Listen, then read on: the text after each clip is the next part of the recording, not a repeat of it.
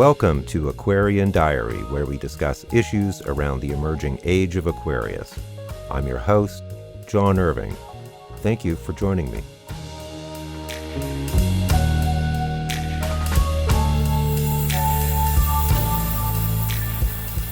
Greetings all, it is the wee hours of April 19th, 2022. At least that's when I recorded most of this. I just want to do a quick update again. I had another long conversation with Irish Granny Tarot. I'm going to provide a link to that. And I want to share just quickly one other thing that sort of has been coming up for me today. So one of the things that came up in that conversation I had with Irish Granny Tarot was this whole idea about how a lot of the people on the right, the people who seem to be in a reactionary state towards a lot of the more progressive ideas and beliefs that, would make the world a better place for everyone. As I was pointing out in that conversation with Irish Granny Tarot, a lot of this is just pure BS and crap. And I was questioning why we take any of it seriously whatsoever. And that by taking it seriously, we, in a way, legitimize it. Now, one might think that, well, we have no choice but to respond to what they're saying.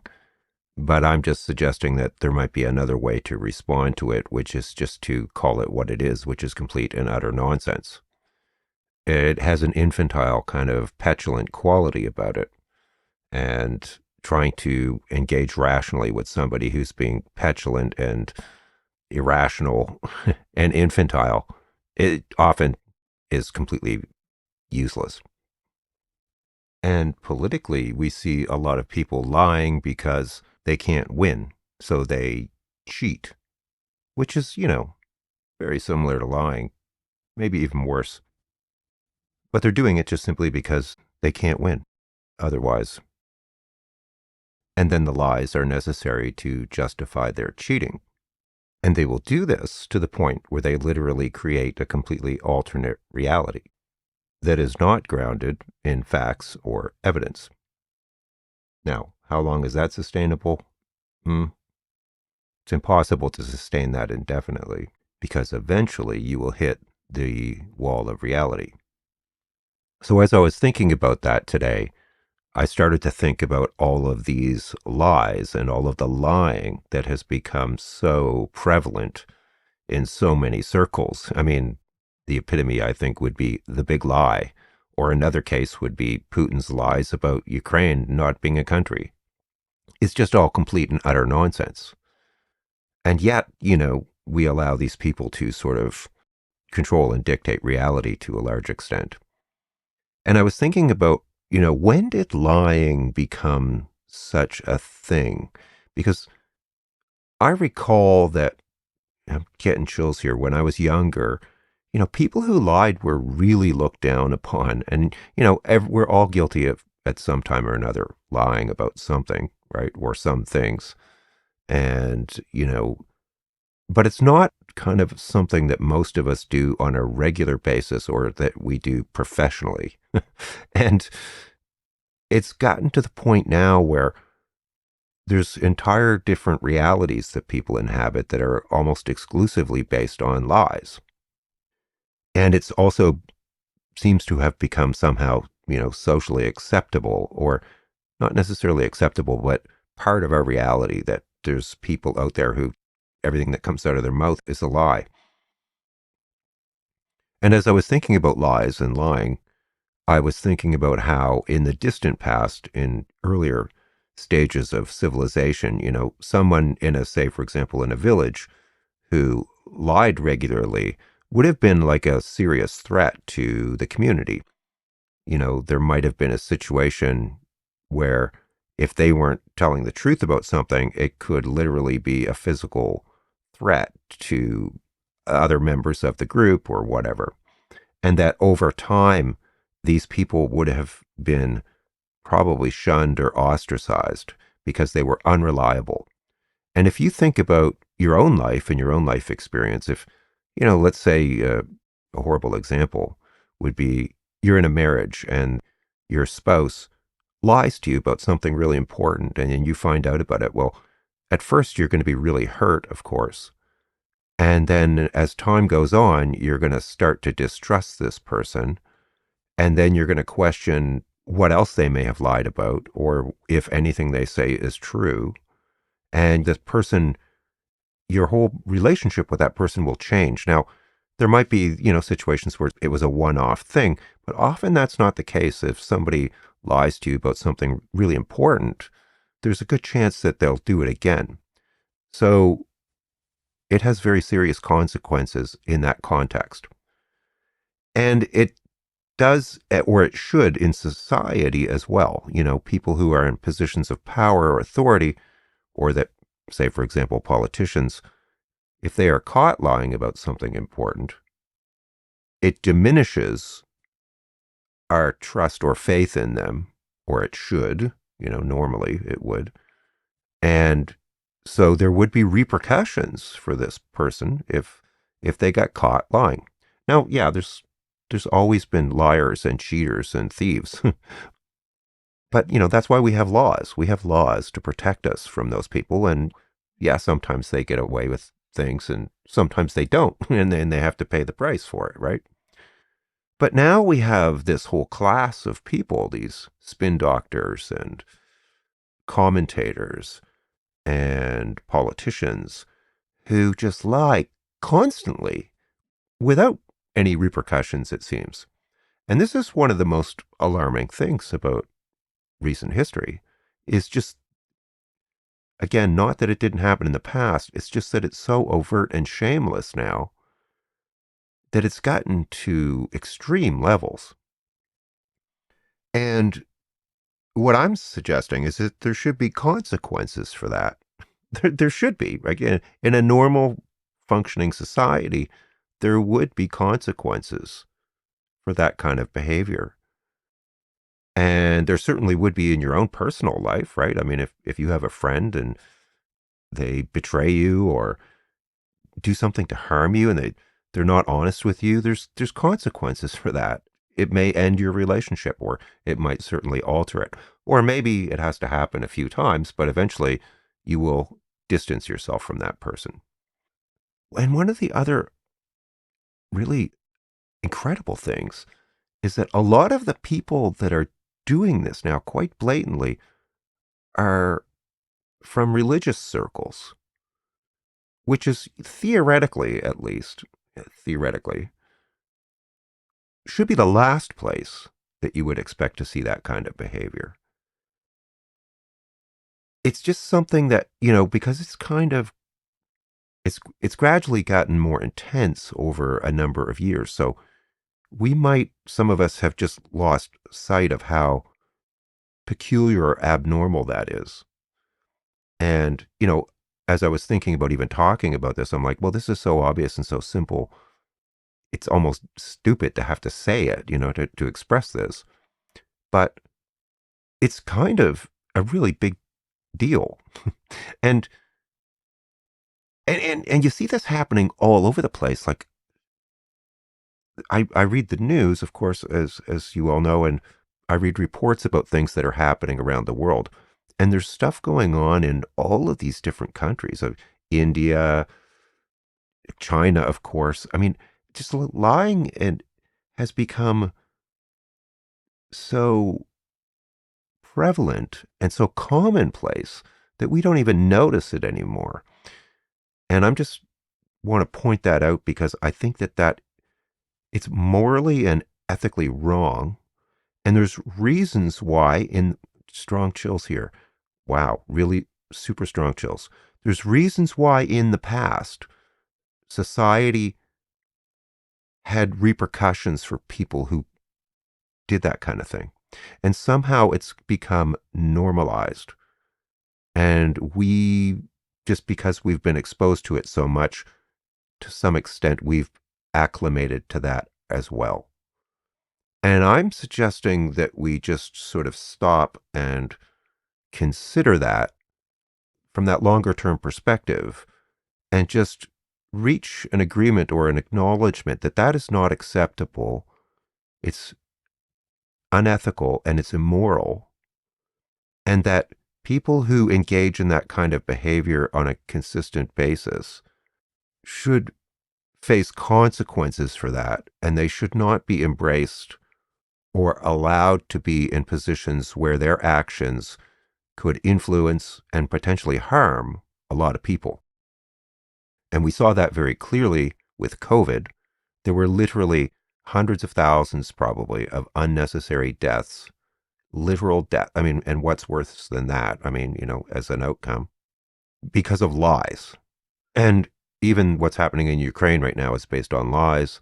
Another thing I thought about was that in the whole climate change saga, the fossil fuel industry adopted techniques developed by the tobacco industry on how to obfuscate the truth so that they could stall legislation that would restrict their ability to sell tobacco products. And they dragged that out for many years. There's whole books been written about this. Merchants of Doubt by Naomi Oreskes talks about this whole thing. And so the fossil fuel industry cast and sowed doubt in the public. They spent hundreds of millions of dollars, probably even more. It could even be billions if you include all the lobbying and stuff that's gone on, to confuse the public about the causes and reality of climate change so that they could preserve the status quo, so that they could continue to sell their fossil fuel-based products unimpeded. And so they had lobbyists and spin doctors and advertising people. They even paid some scientists to go out and sow doubt in the public about whether climate change was real and all that stuff. And they've managed to delay action on climate change for decades. And they're still doing that. And part of their strategy involved undermining experts. The scientists were coming out and saying, oh my God, we got a serious problem on our hands. And what they did is that they tried to undermine their credibility as a tactic so that the public would be confused and not know who to believe. This relates to all of the conspiracy theories and stuff that a lot of people have been sucked in by. Again, Steve Bannon's famous quote, flood the zone with shit. And basically, the whole idea there is that if you confuse people enough, nobody will know what the truth is anymore. So they deliberately set about to misinform through disinformation with the sole agenda of creating confusion so that no one would know what to do. And then, for example, look at what happened to all of the experts on COVID.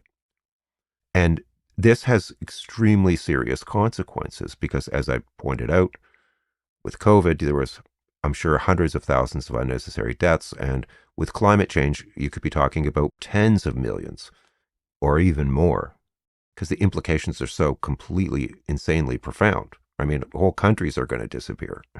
So this is a dark art. It's about as close to evil as you can get. But the main point I wanted to make was just how lying has become normalized or endemic. And that we kind of need to do a reality check and just say, no, this is not acceptable behavior and there's going to be consequences for that. Like, we're not going to vote for you, or you're going to lose your funding, or you're going to lose your job, or whatever the case may be, or you're just going to be ostracized because you're an a-hole. So, as I was trying to point out in that conversation with Irish Granny Tarot, we're engaging with lies. We're trying to debate people who are lying. And so we come at it from a very rational perspective, armed with truth and facts and verifiable data. And the other side of the coin doesn't care about truth or facts. And in many cases, they know they're lying and they just don't care. So how do you win? You can't win that argument. There is no way to win that argument because you're not having a good faith argument. The person you're debating doesn't care about the truth. And that's my whole point. I wanted to just sort of put that out there. And also, again, I did an episode called Time to Decide I'm just emphasizing again, I think this is extremely important. We just have to set our minds on how we want reality to be. And one of the things on that list of things to do or things to decide would be simply to decide that lying is not acceptable. Lying is not socially acceptable. And it doesn't matter what sphere it's in, whether it's politics or business or any other area of life or society, that we're just not going to accept that anymore. And that we want those who engage in that kind of behavior to be held accountable for it. So lying is not acceptable, especially when it harms other people or large numbers of people. And those who engage in lying in that manner be brought to justice, brought to light, and held accountable for their actions. So add that to your things to decide, is what I'm suggesting. In our personal lives, we can do the best that we can to maintain our own integrity, to be honest and truthful insofar as that's possible. And I think we can also hold those we interact with to a higher standard, possibly, where, when situations arise, we can make it clear that it's not acceptable for you to lie to me about things like that, whatever the case may be. And if people repeatedly do that, then maybe they need to be shunned to some extent so that people gradually learn that this is not a path that they should go down because it will have consequences. Now, personally, for many years, when I have encountered new people, and if I find out somebody is not trustworthy, I will just keep my distance from that person. Most of the time, they don't even know that I'm doing that. Or if I have a bad experience with somebody, I will just make sure that it never happens again. And so over time, though, if people practiced that standard, then I think it would gradually shift sort of the collective consciousness in the sense that people would realize that it's just not acceptable. This all sounds extremely simple, but like if you really think this through and you think about everything that's happening in the world, and almost everything that is undesirable is based on lies or untruths or disinformation or deception. And socially, we could change that over time. And I think we start in our own lives and, like say for example, you have a job and your boss deceives people, or someone that you're involved with in that capacity is just not a good person. Well, do what you can to get out of that situation because you don't want to be enabling these people. It's really simple. But like I said, I think this is the root of a lot of the world's ills, ultimately, if you think it through. So, yeah, I don't think things are going to get better until we put an end to this, and I don't see how else to do it. We can't win by logic or reason. We can't win by facts or evidence. The only recourse we have is to shun people who lie all the time or spread disinformation. What else can we do? Honestly, think about it. I, as you know, I spend a lot of time thinking about why humanity is experiencing what it's experiencing. And, distilling it down, this would be one of the core issues that's responsible for many of the ills in the world, whether it's income disparity or, the fact that we have more than enough food to feed everybody, but some people are starving, or demagogues get elected, authoritarians, that we have plutocrats, all of this stuff, it really can be traced back to that. There are liars and there are those that enable and endorse them. You can't have an authoritarian without lies or enablers. And if we look at the United States, for example, right now, anybody who believes that coddling these people is going to be effective after all these years is kind of delusional. Simple example, I often read comments on articles just because I'm interested to see how other people are responding. And I'm familiar with seeing the term bleeding heart liberal quite often. And it always struck me because I'm like, obviously it's intended to be a pejorative, it's an insult. But actually, if you stop and think about it, you're like, well, wait a minute, what's wrong with having empathy or sympathy for other people? There's absolutely nothing wrong with that. Or caring about what happens to other people. That's healthy, that's normal. And yet, this insult is intended to make people feel like there's something wrong with them for having compassion. That's a lie. It's a complete reversal of the truth. That's just one tiny little example of how lies undermine everything. Everything that's good. Because the truth is good for everybody. Anyway, this has gone on way longer. I was going to do just like a 5-minute thing, but this is a whole separate episode now, isn't it? So I really appreciate having Irish Granny talk to me again. It was a long conversation. I was quite tired because it was late, and I don't regret talking with her because I really enjoyed it. I just want to point out that my brain was not in optimal shape.